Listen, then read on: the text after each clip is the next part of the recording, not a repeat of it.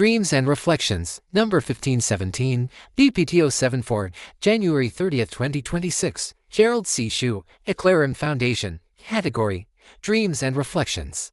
January 30th, 2026, Dear Professor Jones, I wonder whether you have ever had a similar experience during your 7 decades of study and research. What first caught my attention was not data or equations, but a word. It appeared very clearly in my dream last night.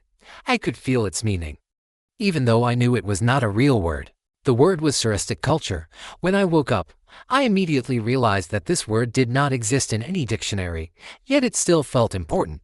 That dream did not mean it was meaningless. Dream language does not work like normal language. In dreams, the brain does not care about correct spelling or official terms. It creates words to label ideas that already exist in the mind but have not yet been clearly named. The feeling comes first.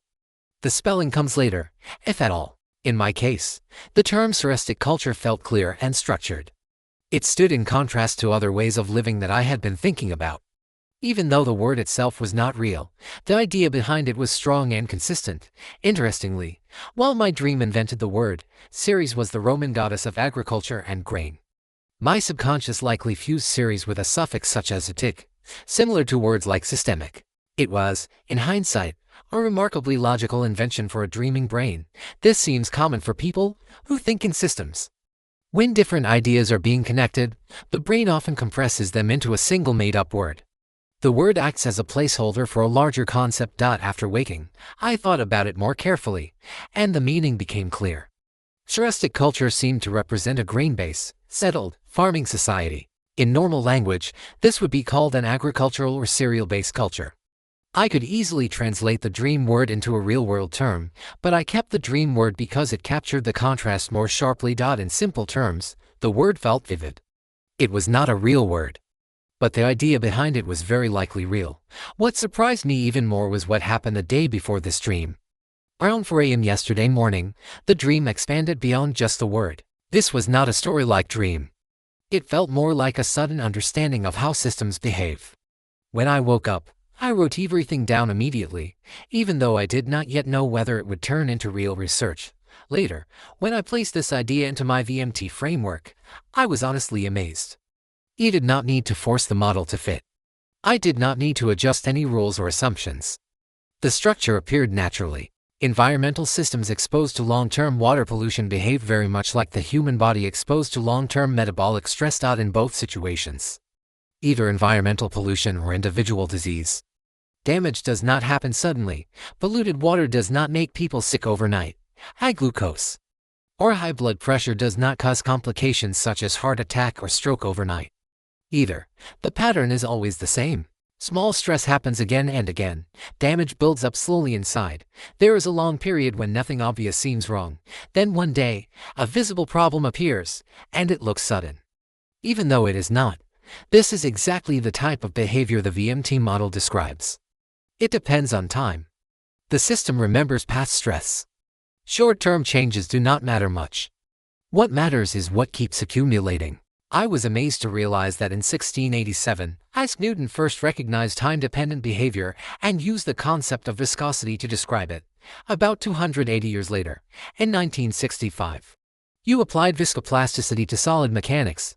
Then, about another 55 years after that, in 2020, you suggested to me that this same idea could be applied to medicine. To me, the VMT concept, or the VPT model, is not just a medical research tool. It represents a universal law of accumulated consequences. I also felt a quiet sense of fulfillment in realizing that I most likely became the first person to apply topology to pathophysiology, a branch of biomedicine. Rather than limiting it to the geometric shapes of real and hard medical images, I extended topology into a more abstract and soft theoretical domain, where it describes continuity, relationships, and system behavior over time. Most medical researchers use topology to map the physical shape of a tumor or an organ by applying it to lifestyle behavior and disease progression. I am instead mapping the shape of the crisis, not just shape of the organ. At that point, I understood why the environmental research results looked so similar to my many medical disease research papers.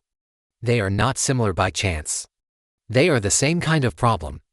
Both involve systems in which stress builds over time, buffers slowly weaken, and failure appears late. Traditional environmental studies often look for safe limits or thresholds. Traditional medical studies often rely on fixed numbers to decide whether something is normal or abnormal. Both approaches ignore history. VMT or VPT analysis does not. The VMT or VPT model is designed to examine what has been accumulating quietly long before a visible event occurs. Looking back, it now makes sense that this insight came through a dream. Dreams are not limited by academic labels such as medicine or environment. My waking mind separates these fields.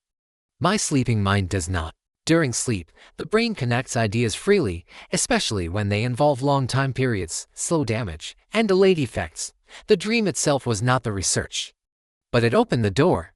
The research became real only after I wrote the idea down, tested it, and confirmed that it followed the same math theories and physics rules I have learned and used for 63 years. At that point, it stopped being just a dream idea and became a real research subject. The feeling of amazement was not shock. It was recognition. In summary, this morning I felt that I had captured the exact moment when intuition, through the dream, met rigorous methodology through the VMT or VPT model. It was also the realization that the framework I first learned from you, and later continued to develop, was never limited to medicine alone. Medicine was simply the first place where it proved itself. I also realized that I am not so much a creator of new theories, but rather an allocator of existing ones. This may explain why I was able to succeed in both semiconductor AI graphics chip design for 15 years and biomedical research for 17 years. My self-assessment as an allocator of theories is really a description of a transdisciplinary worker. When I reviewed human history, I noticed that many major breakthroughs in the 21st century did not come from discovering new particles, but from realizing that existing theoretical rules could be applied to new domains. After my recent stroke, this realization became very personal. I saw clearly that semiconductor chip design, including AI pattern recognition, follows the same rules governing the human brain. The stroke destroyed some of my transistors, which are neurons, and cut off some of my wiring, which are neural pathways. In response, my brain began to create new neurons and reroute their connections. This is what neuroscience calls neuroplasticity. I still remember that in 1995 in Honolulu, you asked me whether I had pursued a PhD in the ECS field after MIT. Today, I believe I know the answer. Semiconductor AI chip design and biomedical research, especially after my stroke 7 months ago, comes from the same source, pattern recognition and systems thinking. These were exactly the ways of thinking I observed and learned from you beginning in 1972. Sincerely and gratefully, Jerry from California. This content is provided for educational reference only and does not constitute medical advice. No doctor-patient relationship is created. You may share this summary freely, but it must not be altered, edited, or republished as your own. All intellectual property rights and copyrights for this article and its related materials belong to the author, Gerald C.